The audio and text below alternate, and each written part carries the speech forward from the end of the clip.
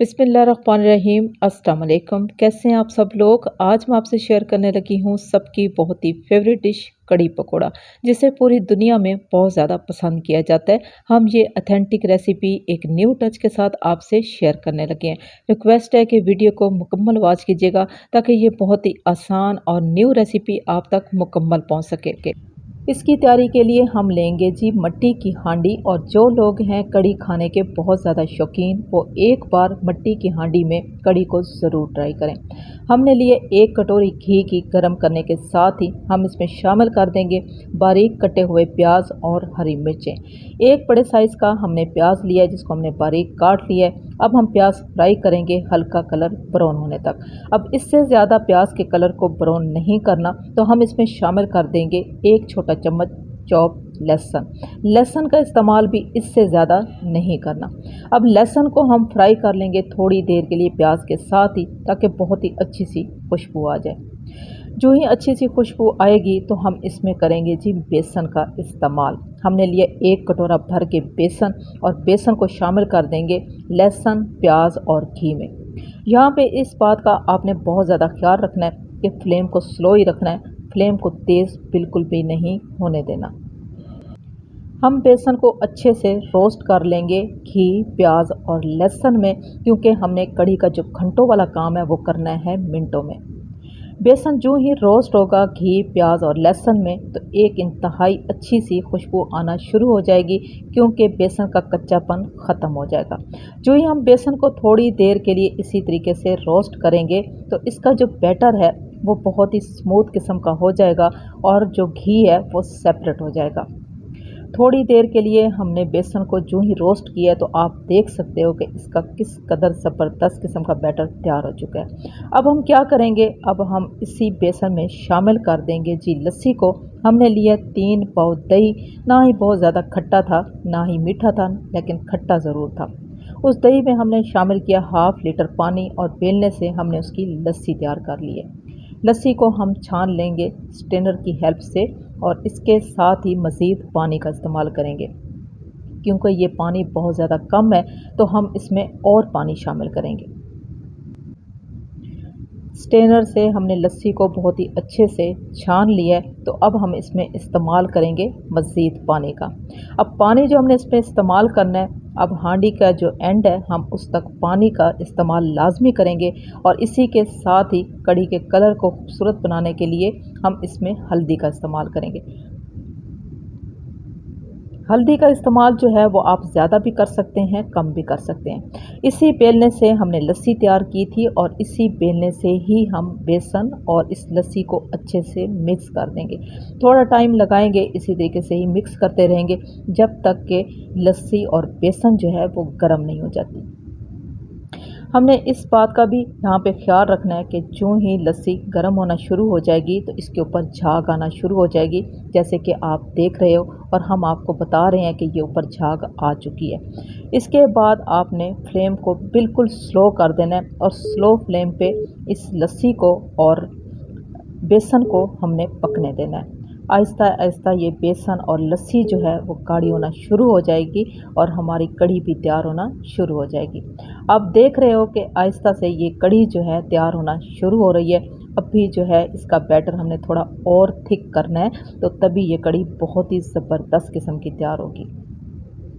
अब इस स्टेज पे हम चेक कर लेते हैं कि कढ़ी में नमक या खटास की कोई कमी तो नहीं है। अगर कमी हुई नमक या खटास की, तो हम इसको उस कमी को ज़रूर पूरा करेंगे। हमने चेक किया तो नमक तो बिल्कुल परफेक्ट है, लेकिन इसमें खटास नहीं है, क्योंकि कढ़ी जो है वो खटास के बगैर बिल्कुल नामुकम्मल है। कढ़ी को हमने मुकम्मल करने के लिए इसमें जो खटास का इस्तेमाल किया है, हमने लिया टाटरी, जो कि इस खटास को मुकम्मल करने के लिए बेस्ट है। आप टाटरी का ज़रूर इस्तेमाल करें। टाटरी हमने अच्छे से मिक्स कर दी है। अब हम थोड़ी देर के लिए हम इसको स्लो फ्लेम पे पकने देंगे। इधर हम तैयार कर लेते हैं जी पकोड़ों का बहुत ही ज़बरदस्त किस्म का मसाला। हमने लिया है बॉयल आलू जी। हमने लिए हैं जी आधा किलो बॉयल आलू, और इनको मैश जो है किसी सांचे से या किसी कूट के नहीं करना, हाथों की हेल्प से जो है हमने आलू जो हैं वो मैश कर लेने हैं, क्योंकि इसमें जो है आलू बहुत ज़्यादा मैश किए हुए अच्छे बिल्कुल भी नहीं लगते। आलू मैश करने के साथ ही हम इसमें बेसन का इस्तेमाल करेंगे। आधा किलो हमने बॉयल आलू लिए हैं, तो इसमें जो बेसन का इस्तेमाल होगा वो भी आधा किलो ही होगा। इसी के साथ ही हम इसमें शामिल कर देंगे जी हरी मिर्चों का पेस्ट। हमने ढेर सारी हरी मिर्चें ली थी, थोड़ा सा पानी शामिल करके हमने इसका पेस्ट बना लिया। इसी के साथ ही हम प्याज का इस्तेमाल करेंगे और प्याज का इस्तेमाल पकोड़ों में स्लाइस की शेप में करना है। पहले हमने जो प्याज इस्तेमाल किए थे वो बारीक कटे हुए किए थे। अब हम पकोड़ों का मसाला तैयार करने लगे हैं, तो इसमें जो प्याज का इस्तेमाल होगा वो स्लाइस में होगा। 1 चम्मच भर के हमने कसूरी मेथी शामिल की है, 1 बड़ा चम्मच भर के हमने साबुत सूखा धनिया शामिल किया है और पकोड़ों के कलर को बहुत ही खूबसूरत बनाने के लिए हमने जो है 2 से 3 चुटकी जो है फूड कलर का इस्तेमाल किया है और पकोड़ों के जायके को बहुत ही मज़ेदार और तेज़ मसाला बनाने के लिए हमने इसमें कुटी हुई लाल मिर्चों का इस्तेमाल किया है। अब मिर्चों का इस्तेमाल हम बेसन में बहुत ज़्यादा कर चुके हैं, तो इसलिए हम चम्मच की हेल्प से पहले मिक्स कर लेंगे और इसके बाद थोड़ा थोड़ा पानी डाल के हम एक थिक सा बैटर तैयार कर लेंगे। हमने जो है आलू का जो इस्तेमाल किया, बॉयल आलू हमने लिए हैं, तो इस वजह से इसमें बहुत ज़्यादा पानी का इस्तेमाल नहीं होगा।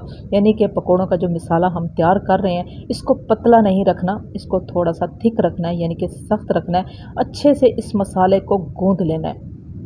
जो ही हम इस मसाले को गूँधते जाएंगे, तो इसका जो मसाला है वो फ्लफ़ी होना शुरू हो जाएगा। थोड़ी देर के लिए हमने अच्छे से इस मसाले को बहुत ही अच्छी तरह से गूँध लिया है, तो थोड़ी देर रखने के साथ ही हम कर लेते हैं जी ऑयल को गरम और बना लेते हैं ज़बरदस्त किस्म के पकोड़े। ऑयल जो है वो गरम हो चुका है। पकोड़े जो हैं आप बड़े छोटे वो अपनी पसंद की शेप में बना सकते हो। तो हमने नॉर्मल एक टीस्पून लिया है, तो इसकी हेल्प से हम जो है ना पकोड़े बनाने लगे हैं। बहुत ही ज़बरदस्त सी खुशबू आ रही है। अब कढ़ी में जो पकोड़ों का इस्तेमाल होता है वो तेज़ मिर्च मसालों वाले पकोड़े होते हैं, तो तभी आपकी कढ़ी मुकम्मल होती है। कढ़ी खटास और मिर्चों के बगैर बिल्कुल भी मुकम्मल नहीं होती, तो इन दोनों बातों का ख्याल रखना बहुत ज़रूरी है। और ज़्यादा मेन जो बात मैं आपसे करना चाहती हूँ कि कढ़ी का जो कलर है वो देखने में बहुत ही खूबसूरत होना चाहिए। पकोड़े जो हैं वो फ्राई हो चुके हैं। तमाम पकोड़ों को हम इसी तरीके से ही फ्राई कर लेंगे और इसके बाद आपको बताते हैं और दिखाते हैं कि कढ़ी जो है वो किस हद तक तैयार हो चुकी है। हमने कढ़ी को स्लो फ्लेम पे पकने के लिए छोड़ दिया था। पकोड़े भी फ्राई कर लिए हैं और पकोड़ों का मसाला भी हमने तैयार कर लिया था। तो हमने सिर्फ़ और सिर्फ 10 से 12 मिनट तक हमने कढ़ी को स्लो फ्लेम पे पकने दिए। अब हम क्या करेंगे कि तमाम जो पकोड़े हैं हम डाल देंगे जी कढ़ी में और मज़ीद 15 मिनट के लिए हम कढ़ी को और कुक होने देंगे। पहले हमने कढ़ी को सिर्फ़ और सिर्फ 10 से 12 मिनट के लिए कुक होने दिए। अब जो है हम 15 मिनट के लिए और कढ़ी को कुक करेंगे और वो भी स्लो फ्लेम पे। बहुत ही आसान और बहुत ही ज़बरदस्त किस्म की रेसिपी है।